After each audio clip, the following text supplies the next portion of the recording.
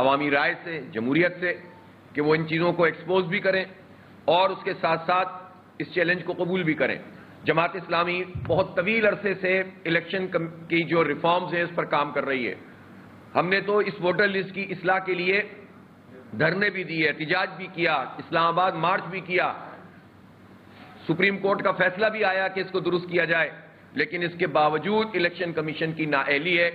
کہ اس نے آج تک پاکستان کے لوگوں کو اور بالخصوص شہر کراچی کے لوگوں کو صحیح انتخابی فہرست تک نہیں دی ہے۔ یہ بہت کی نااہلی ہے کہ اس نے آج تک پاکستان کے لوگوں کو اور بالخصوص شہر کراچی کے لوگوں کو صحیح انتخابی فہرست تک نہیں دی ہے۔ یہ بہت بڑی زیادتی ہے اور یہ بہت بڑا ظلم ہے پورے اس جمہوری عمل کے خلاف جو کہ الیکشن کمیشن کی نگرانی میں ہو رہا ہے۔ تیسری بات یہ ہے کہ جیسے بھی حالات ہوں، بہرحال الیکشن اب 24 جولائی کو ہے۔ اس الیکشن کو اب نہ منسوخ کیا جا سکتا ہے نہ ملتوی کیا جا سکتا ہے،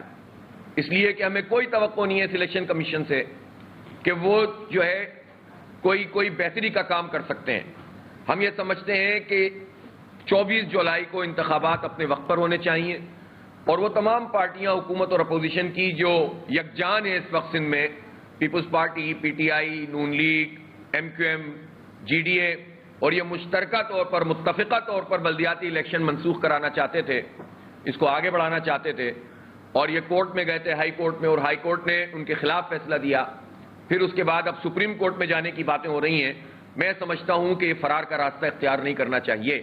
بلکہ حالات کو فیس کرنا چاہیے، اس لیے کہ جو بھی ہے بہرحال مقابلہ کرنا ہے۔ 2 سال 2.5 سال پہلے ہی ہو چکے ہیں، یہ شہر اپنے بلدیاتی امیدواروں اور منتخب اداروں سے محروم ہے۔ جماعت اسلامی بلدیاتی الیکشن کو سمجھتی ہے کہ یہ کراچی کے لیے بہت اہم مرحلہ ہے۔ بظاہر ان تمام حالات کے نتیجے میں لوگوں کو مایوس کیا جاتا ہے کہ ان انتخابات سے کوئی فائدہ نہیں ہوگا اور کوئی بھی میئر بنے وہ روتا رہے گا، جس طرح کہ پچھلے میئر روتے رہے، اور اتنا بھاری مینڈیٹ ہم نے پارٹیوں کو دیا تو انہوں نے کراچی کے لیے کیا کیا؟ ظاہر سی بات ہے کہ یہ ان پارٹیوں کا کنڈکٹ ہے جس کے نتیجے میں لوگوں میں مایوسی پھیلی ہے۔ لیکن اگر کراچی کے لوگ اپنا ووٹ صحیح جگہ پر کاسٹ کریں گے اور ان بلدیاتی انتخابات میں جماعت اسلامی کے امیدواروں کو ووٹ دیں گے اور اس کے نتیجے میں کراچی میں جماعت اسلامی کا میئر بنے گا، تو یہ بات میں ذمہ داری سے کہہ سکتا ہوں کہ جماعت اسلامی کا میئر رونا نہیں روئے گا، کراچی کے عوام کے اختیار کے لیے اور حق کے لیے لڑے گا، اور جتنا اختیار ہوگا اس سے زیادہ کام کرے گا۔ اس لیے کہ شہریوں کو اب یہ سمجھنا چاہیے کہ جس طرح بارش آئی اور ہم بہہ گئے، ڈوب گئے، اور کیا کچی آبادیاں اور کیا پکی آبادیاں، کہیں کوئی انتظام نظر نہیں آیا، تو آپ تصور کریں کہ اگر اس شہر میں جماعت اسلامی کا میئر اور اس کے ٹاؤن ناظم اور اس کے یونین کمیٹیوں کے چیئرمین ہوتے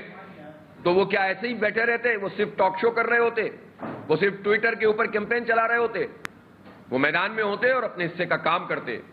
اس بارش کے 5 دن گزر گئے ہیں پچھلی بارش کے اسپیل کو۔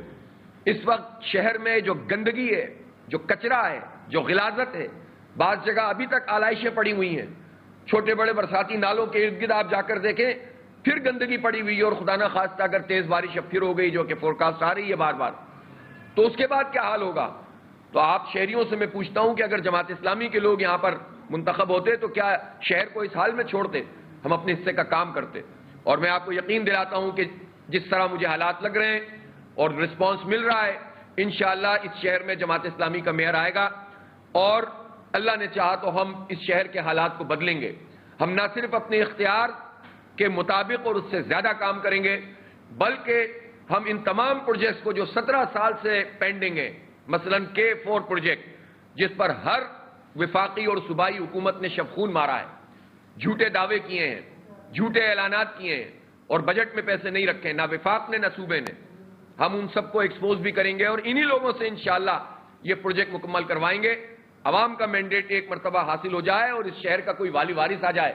جو آ کر کہہ سکے کہ میں عوام کے مینڈیٹ سے اس شہر کا میئر ہوں اور مجھے یہ پروجیکٹ چاہیے، تو پھر ہم دیکھتے ہیں کہ کون ان پروجیکٹس کو روک سکتا ہے۔ اسی طرح سے ہم کراچی سرکولر ریلوے اور ماس ٹرانزٹ پروگرام کو کراچی کے لیے انتہائی ضروری سمجھتے ہیں، اس لیے کہ جو اس وقت صورتحال ہے، ہماری مائیں بہنیں، ہمارے بچے چنگچی رکشوں میں دھکے کھاتے ہیں، ٹوٹی ہوئی سڑکیں ہیں، ٹرانسپورٹ کا کوئی نظام اویلیبل نہیں۔